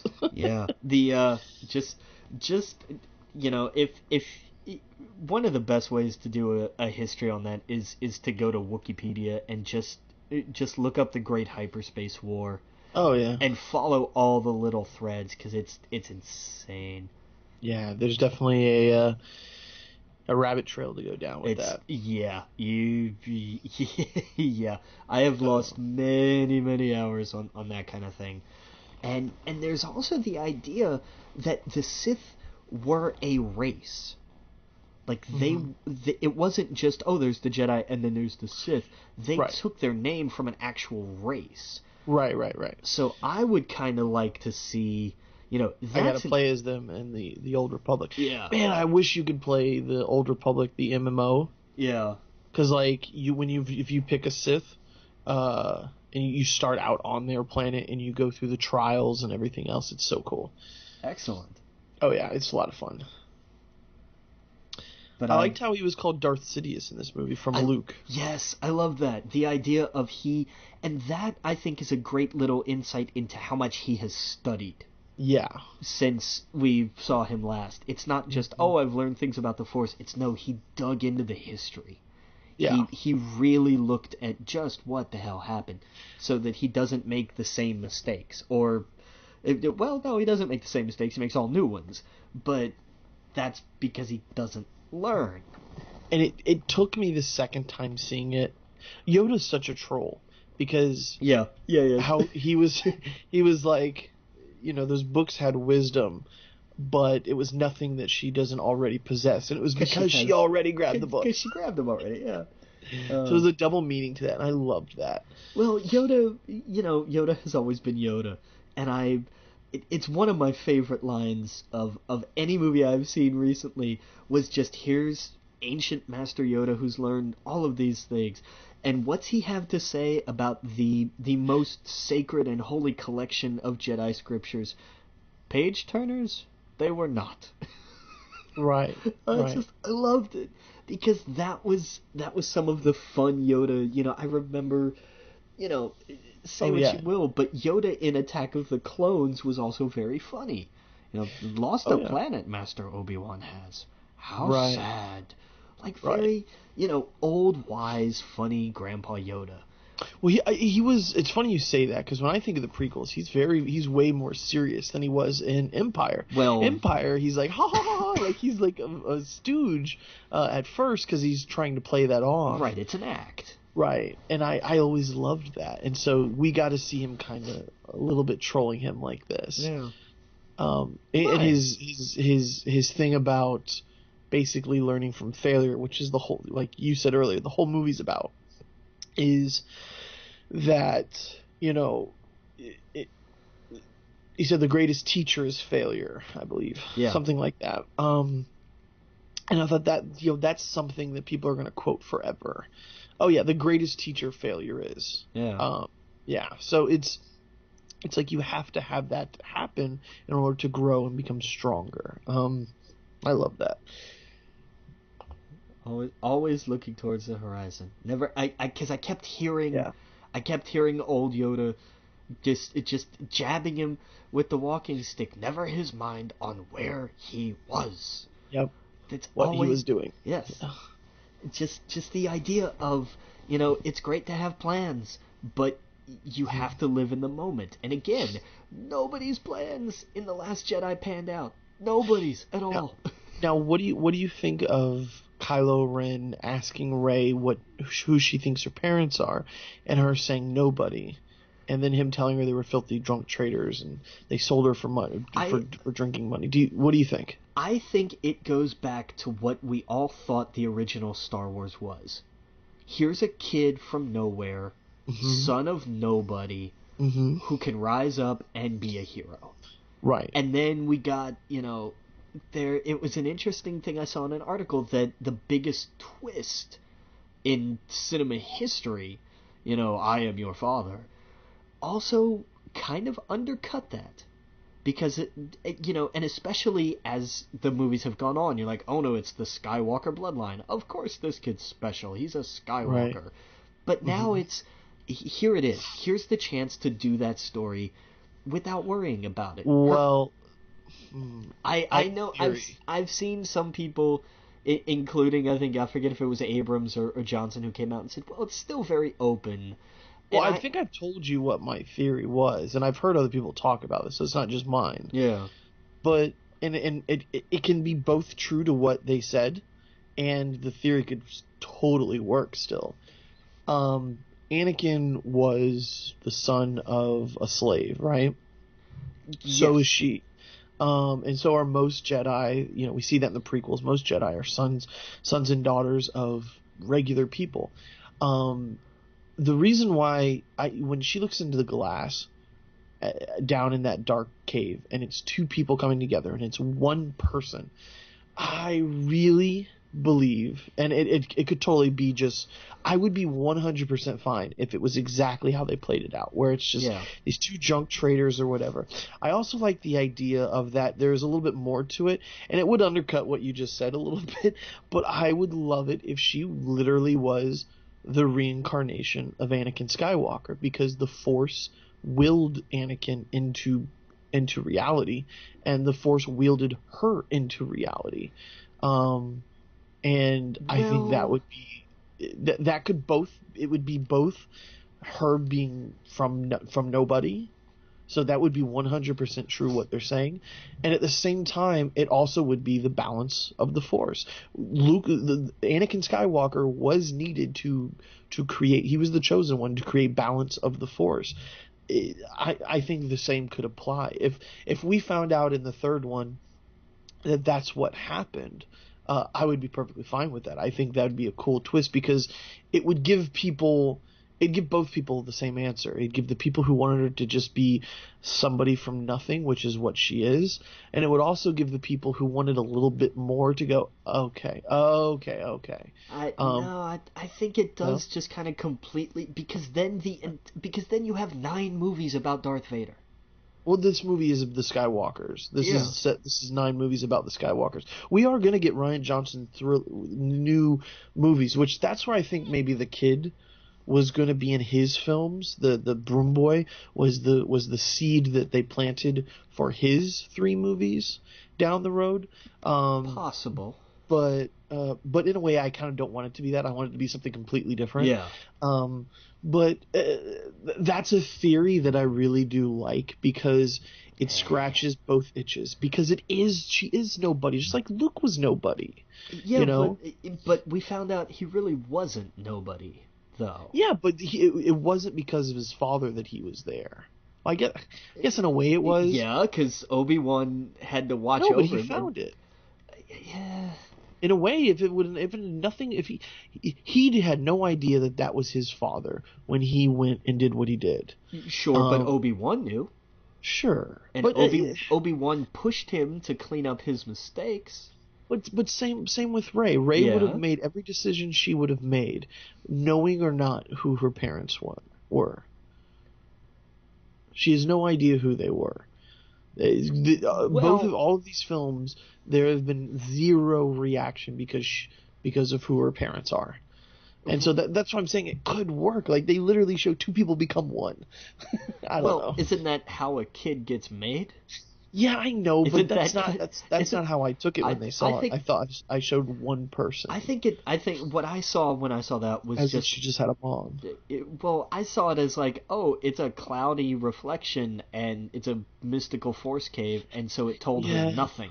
But she's repeating over and over and over again. That's why I think it is the rinse and the repeat of the universe. It is the reincarnation. It is the ever-ending repeating thing. And that's I don't know.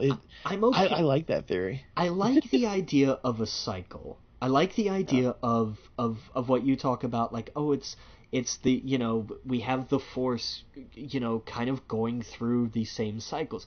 But the idea of, oh, why is she special? Well, because she's the reincarnated soul of Anakin Skywalker. We can get Luke saying the line, "Rey, you are my father." No, God, I don't want that. I will burn them. I will set screens on fire if they said, That would be so good. It would be terrible. You So want to good. get no, hang on. You want to give them crap because So Rose good. went, no, silly. But you think that Luke saying, Rey, So you are good. my father, is a good. Oh So my good. God, no. I like it. No, it's I really do. terrible. No, it's awful. How is it terrible? What a twist that would be. Are you kidding me? Yeah, it would twist people's heads off. Like, it's the bad kind It's of twist. not That's that hard to awful. understand, though, if she was a reincarnation of It's Anakin. not hard to understand. It's If people can wrap terrible. their heads around a baby being born without a father, it's not that far-fetched. I agree with you. I completely agree with you that it's an easy concept to grasp. I just think it's a terrible idea. I think you're absolutely right. I think she's of nobody, and I'm Yeah. okay with that. I just no. But I don't there's like the that conspiracy theory part of me that's like, well, wait a second. No, I don't. Oh God, that's worse than the smoke monster. That's terrible. Oh no! That's not worse than the smoke monster. Yes, it is. It's that's how bad the that line idea is terrible. The yes, line but is terrible. Yes. But the idea, the reincarnation, the never ending, her seeing herself in the mirror and her snapping her finger and doing it a million times, I don't know. Do you have an answer to what she saw down there then? The fact that she is all she has.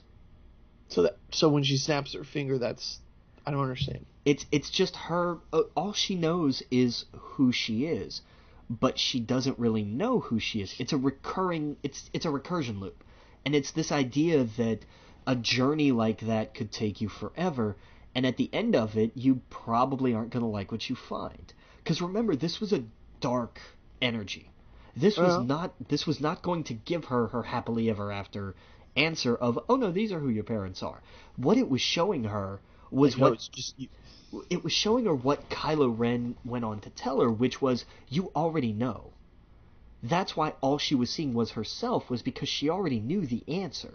She knew who her parents were. She needed to stop asking everything else and ask herself, because she already knew the answer to her own question. She just didn't want to admit it.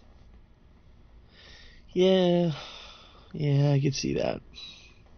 So I don't like the idea of what happened, of Anakin Skywalker has to be reincarnated to fix this mess. That's a label to it. But what I meant is like a reincarnation, and that's what Anakin was. He literally was brought into the world by the Force. Well, no, because what really happened was Darth Sidious's master, Darth Plagueis, crafted Anakin as he used the Force to create Anakin. The Force itself didn't create Anakin. The Force did not make Anakin Skywalker. Darth Plagueis used the Force to make Anakin Skywalker. Big difference there. Whoa. We might be getting into the weeds here. But did I miss something? How did he... The story... Oh, God. The story of Darth Plagueis the Wise. The Wise, yeah. That was the idea, was that he could use the Force to create life. That was the little hint drop there to kind of explain... There's the hint drop, but there was never a story explaining how he created Anakin Skywalker. Right, but that was the implication.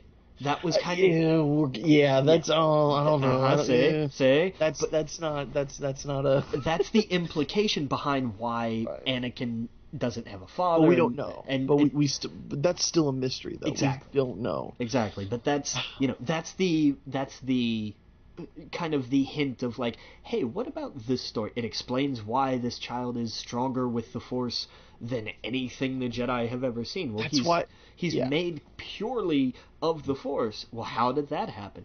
Well, the Sith have a legend, But that's why I think Rey's character is, her knowing everything immediately, that would explain a lot. But she doesn't know everything immediately. Oh, she's very good at flying airplane. She's very good at everything immediately. She's very good at the lightsaber. I loved how, Snoke was like, you got beat by her. She's never even held a lightsaber before. Sure, but he was saying everything a lot of the fans were saying. That's true. In the and those are good points, unless think about this. She looks at Han and she's like, how do I know all of this? Because, he like when she's flipping everything and doing everything and he's like, oh, you really know this. And she's like, oh, yeah. She gives this puzzled look like everything feels familiar here. Well, but there's, for the piloting. Let me. Right, that's what I mean. Let me give you this for the pilot. Anakin Skywalker's a great pilot. Well, yeah. How did he know how to? There are things that he knew how to do, but, I know. But the reflexes all came from his being attuned to the Force. Right. We know she lived in an old hollowed out walker. She had an old rebel fighter helmet. She has. And we don't know how much of her life she's spent scouring ships, and she looked at the Millennium Falcon and said it's garbage, which everybody who in that universe has seen the Millennium Falcon has said. Right. So there is the idea that she knows ships, and it's the idea of putting knowledge into practice, and it works a little too cleanly, but again, I think that's where you can kind of cop out with, well, the Force. Right. There's and I'm agreeing with you. I think ultimately her parents are nobody. Yeah. And I think that's a better story to tell. I think so. And I think it fits the narrative of The Last Jedi overall with the kid, with the slave kids, and we're gonna tell the story, and this one's Force sensitive. And knows that these things are special and real, and what is that? What is that like to know? Oh, I can do this thing he can do, kinda, a little bit. Right. Like, what is that like? Right. And that's so I love that idea behind it. I love the idea of these kids can be anybody from anywhere, and you don't have to be from some mythical bloodline to be able to wield the Force. Yeah. No, I agree. What if they gave Kylo children, though? Would you be upset at that? I not really, but I don't think it's necessary. I would love it. He's got his Knights of Ren that we haven't seen that we should see in the next movie. Right. I want to see them. I guess I just don't want the Skywalker family line to end with Ben. Man, if we hadn't had Anakin in the first place, we wouldn't have had any of this drama. Yeah, but I'm okay with the idea of there's the 8-year-old inside of me that looked to Luke Skywalker as such an awesome hero. So it just that's the part of me where it's like I wanted the end there to be some turn, like in every movie, in Lord of the Rings and everything else, some turn where it's not such a shitty end to that family, where it's like there is some good that's left. Does that make sense? Like, there's a part of me that's why I said at the end of my movie, if I was going to make it, is that there would be a kid and he would be saved and raised by Rey and not some evil crazy guy that wants to be his grandfather. I would rather have the idea of Rey kind of being sort of the adopted Jedi, just of all of the past, of Yoda, of Luke, of Obi-Wan, and to an extent of Anakin. The idea of working together. Yeah, the idea of our legacy as Jedi lives on through her. And I like that story better, the idea of a Force bloodline instead of an actual familial bloodline. Right, no, that's a good point. I don't know. I wouldn't be upset, but I kind of...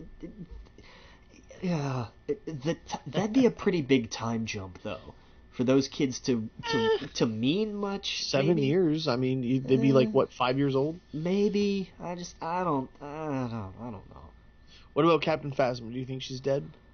I don't think so. We saw how tough that armor was. That armor deflected blasters. I think she comes back. You know where she got that armor, right? Yeah, it was from the oh god, it was the Emperor's old Naboo ship. Yep. Mm-hmm. I think that's cool. Yeah, I think they showed that on purpose to be like, she's not dead, but they better give her more to do in the next one. I love the idea of I keep looking at that and I'm like, oh, here's a cool character who kind of had crappy, simple death. Where have I seen this before? Oh yeah, she's totally the Boba Fett of the universe. Absolutely. But I think she comes back, and I think really pissed off. Like, Right. not just mad, but I would love to see her have just a pure evil vengeance. If there's nothing else I do, I'm going to behead this traitor kind of arc. Like, Right. I want it to be all consuming. It has to be. They better leave Rose out of it, though. I'd be pissed if they do something like that. Well, if they fridge her, no, I wouldn't like that. Well, but just the idea of I would hate that to make his character grow. No, I wouldn't like that because I could see them easily doing that. I'm okay with them. I would love to see him kind of flip it, like they, maybe she kills him. Yeah. Well, when we find up, when we catch up with Phasma hunting Finn, well, what do we have here? We find Rose vulnerable to be captured, and I want her to flip it and say, right. "Oh, I'm not. You're gonna catch me? No, you're not." And that I want that to blow up. Yeah, that would have been cool. I want that to be more spectacular. Like, whenever she goes after Finn, he just kind of gets away. He slinks away. He outsmarts them. But when they got a chance to catch Rose, she takes the trap and flips it, and it's like, oh, she's a badass. Like, that's what I want to see. Like, this kind of, oh yeah, she's, Finn does his growing, and he's a cool character, but he's, but she's gonna wear the pants in the family, and that's awesome. Like, I would want to see that kind of interaction. Oh yeah, no, I agree. Man, yeah, I'm so excited. I am pumped. But so yeah, we've got Solo in May, and then a year, and then a little over. God, it's what? A little less than 2 years from now, because it's not this coming Christmas, but the next one, right? Yeah, there's gonna be a long time between Solo and whatever the third Star Wars will be. Episode 9, yeah. Well, and I think that's where we're gonna start having TV. We've got to. Oh yeah. I think that's where we're gonna have our series. Oh yeah. What kind of series do you want? I'd be okay with like the Journal of Obi-Wan Kenobi. I'm good with that. I think my first go-to would be Kenobi series. My second would be, I want a series set around this time frame. I don't want to go back to the old stuff because we're getting a lot of that in the movies. I'd like, if they were going to do a show and it was outside of Kenobi, it would be something in this time frame with, like, maybe takes place after the third film so that it keeps going, if that makes sense, or like during it. And then so then once this movie hits, it can kind of go on and do its own thing. Yeah. With the outcome of that film, we kind of see what's happening in the universe from a completely different point of view that's not in the trenches. I think that would be awesome. That would definitely be cool. Yeah, man. Yeah, no, I'm excited. That's why I just loved how Luke ended with that, where he was like the rebellion is reborn today. War is just beginning, and I am not the Last Jedi. Like, it really sets it up for something interesting. Yeah. And in the direction we need to go in. So, well, man, we talked for a while. No, we're not going to do a whole show on Star Wars. Just be like half an hour. Man, did we get going. Yeah, and I'm sitting here looking at my pop filter like an idiot. So it'll be on in the next episode. Yeah, we got about 15 minutes into it, and I'm like, oh my God, it's sitting right there. I should have put it on. So sorry about that. But next episode we'll be in it. Yeah. So yeah, man, that's it for the Next Jedi. Obviously we will be talking about Star Wars for a very long time. And I'm reading that. Well, I'm listening to the audiobook for the one I'm reading, the one I'm listening to now. The from a different point of view. Sorry, it's late. But yeah, we'll be back this week. We'll go over some news. We're actually going to go over a lot of we're going to reflect. We're going to look back at some of the movies we watched, some of the games we played, books we read, comics we read, audiobooks, whatever, and then we're going to look to the future about kind of what we want in 2018. So look out for that. Make sure you go to our iTunes, give us a good review. Our Twitter at the Logan Witt, at Adam Estep, or at We Geek Podcast. Oh my God, it's late, guys. And our Facebook groups. Make sure you go to our YouTube. We have every episode up there now. So definitely go check out that. Subscribe, all that jazz. And we'll see you guys in a few days. Captain.